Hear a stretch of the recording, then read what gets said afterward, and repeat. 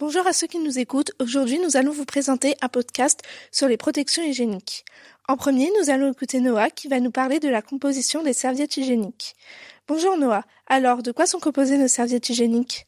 Selon l'OMS, l'Organisation mondiale de la santé, il y aurait des traces de glyphosate et d'herbicides classés cancérogènes.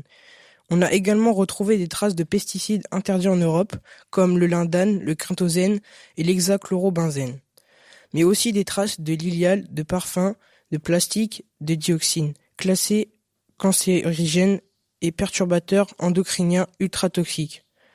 Les substances nocives contenues dans les serviettes hygiéniques étant très faibles, l'ANSES, Agence nationale de sécurité sanitaire, n'a pas conclu à la présence d'un risque pour la santé des femmes.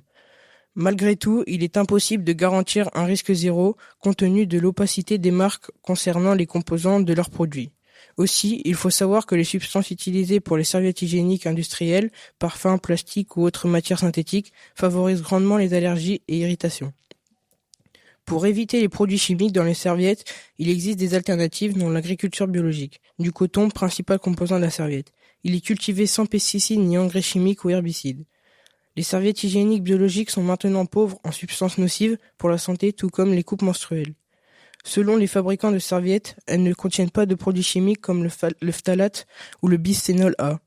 Mais seuls des tests peuvent démontrer le contraire ou affirmer ce que disent les fabricants. Merci pour ta participation.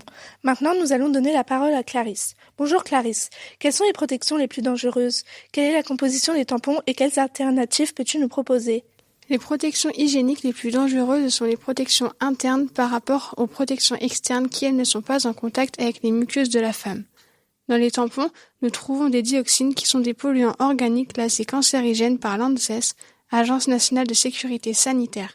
Mais les tampons contiennent aussi du chlore qui sert à la base à traiter les piscines, du brome qui est un composant chimique avec une odeur désagréable, de l'iode qui est un composant chimique très rare et aussi du glyphosate qui est un désherbant. Il peut venir du coton selon la façon dont il est cultivé. Tous ces composants sont apparus pendant la fabrication. Toutes ces substances sont toxiques mais ne dépassent pas le seuil sanitaire toléré.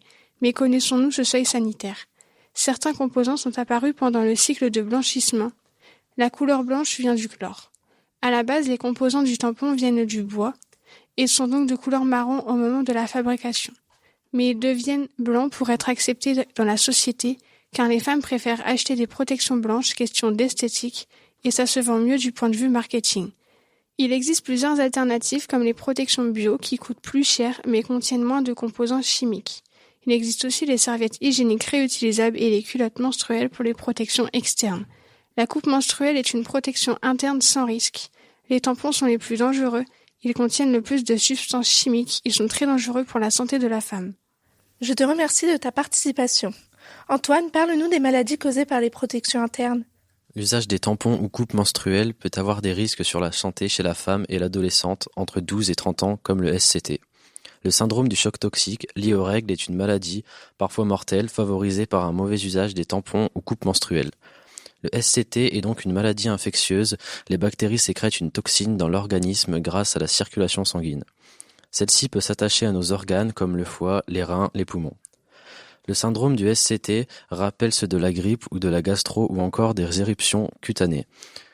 Dans les cas les plus graves, le choc toxique peut entraîner une défaillance des organes, un coma ou encore la mort. Ce syndrome est présent partout dans le monde. Les femmes ont ce syndrome à cause de leurs tampons ou coupes menstruelles car le sang stagne dans le vagin trop longtemps, plus de 4 heures. C'est ce qui est arrivé à Maëlle, 17 ans, décédée à la suite d'un choc toxique déclenché par un tampon hygiénique et à la suite d'une erreur de diagnostic. C'était le jeudi 9 janvier 2020 à Charleroi, en Belgique. Elle était rentrée de la salle de sport 3 jours plus tôt avec de la fièvre et souffrant de nausées. Le médecin de garde pense qu'elle a contracté une grippe gastro-intestinale, mais les symptômes perturbent et s'aggravent le lendemain. La mère de Maëlle appelle une ambulance qui l'emmène à l'hôpital où le premier diagnostic est maintenu. C'est dans un second hôpital où elle a été transférée en soins intensifs qu'on lui diagnostique un choc toxique. Il était déjà trop tard, elle décède peu de temps après. Merci pour toutes ces informations. Et pour finir, parlons du lien avec l'écologie.